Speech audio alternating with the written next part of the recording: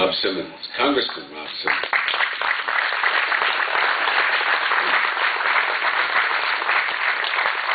Thank you, Neil. Thank you, everybody, for coming out tonight. As somebody who has served over the years as the Republican town chairman, as a Republican nominee for the Connecticut General Assembly, and then for Congress, what a heartwarming event it is to see a room full of so many enthusiastic Republicans. You know, just a few years ago, we couldn't get 15 or 20 people in a room. Now we've got 100. This is good for our party. This is a great night tonight, and I thank you all for coming out. I spent the last 14 months of my life working hard to make sure that the next person elected to the U.S. Senate from the state of Connecticut is a Republican. We can all agree on that. Let's applaud.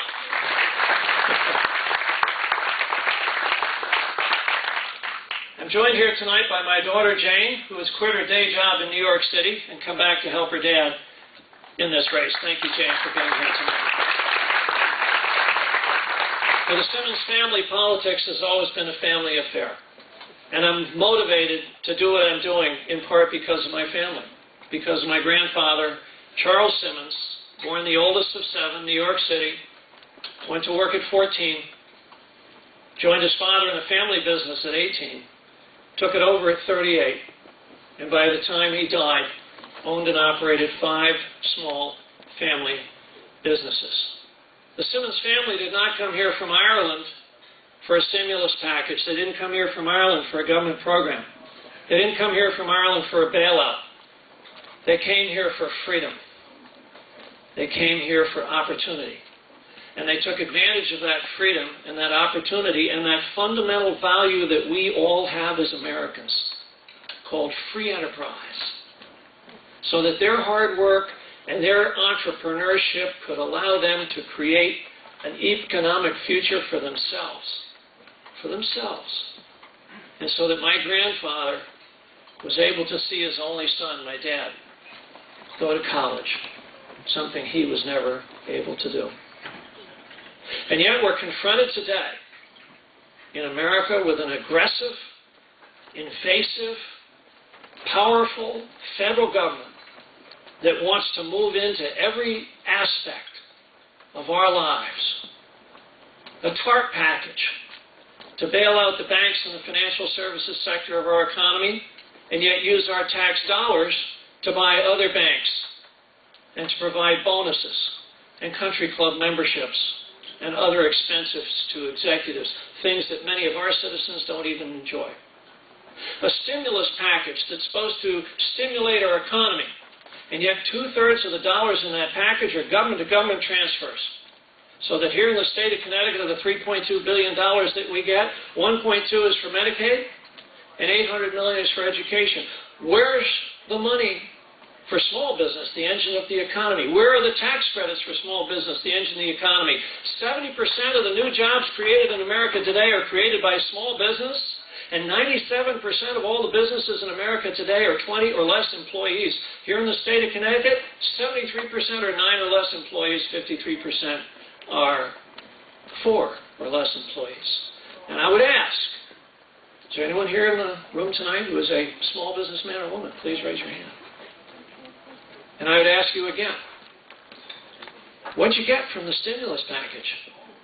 Nothing. Nothing. Nothing. And we chuckle and we laugh at that, but the fact of the matter is that is fundamentally wrong, and it shows the fundamental flaw of the policies coming out of Washington, D.C., that they missed the boat when it comes to small business. Now, I was gifted by Governor Rell to serve as a business advocate for the state of Connecticut. Mark Boughton referred to it earlier tonight.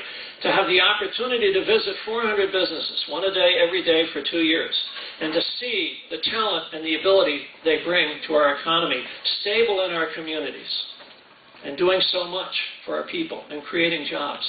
And yet the people in Washington, D.C. could not even see that that is where the focus of their energy should be. But they've missed on several other scores as well.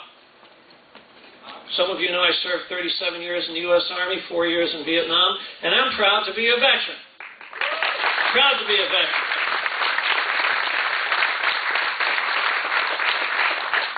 And yet, as a 37-year retiree of the U.S. Army, I'm not eligible for veterans benefits. Because, you see, I wasn't combat wounded, I wasn't service disabled, I wasn't a POW, and I work for a living, so I'm not poor.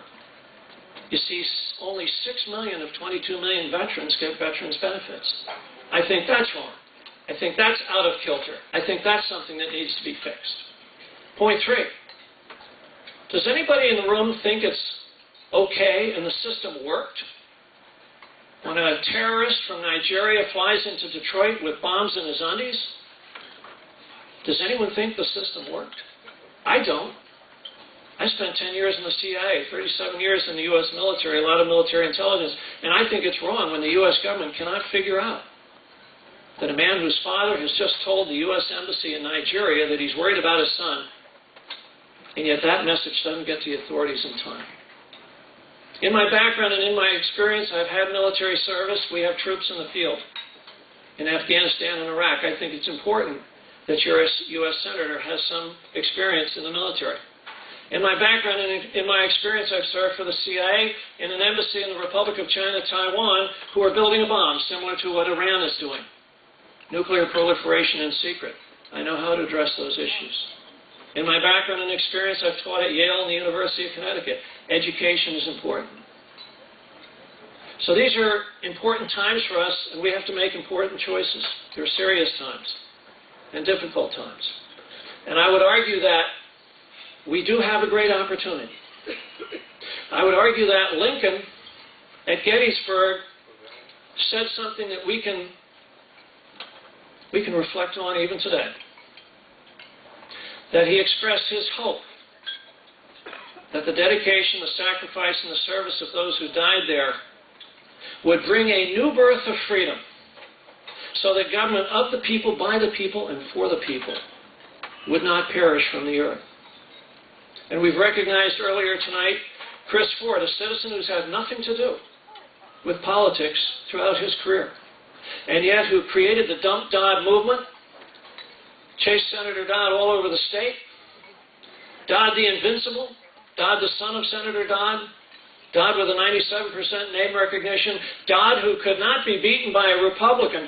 Thank you, Chris Ford, and all of those in this room and all of those around the state that got rid of Senator Dodd. It's a great victory. And the rebirth of freedom is a rebirth in our hearts and our minds that we will not allow our country to go down the drain, that we will not allow our freedom to be taken away, our freedom to create our business, our freedom to educate our children, our freedom to pick our doctor.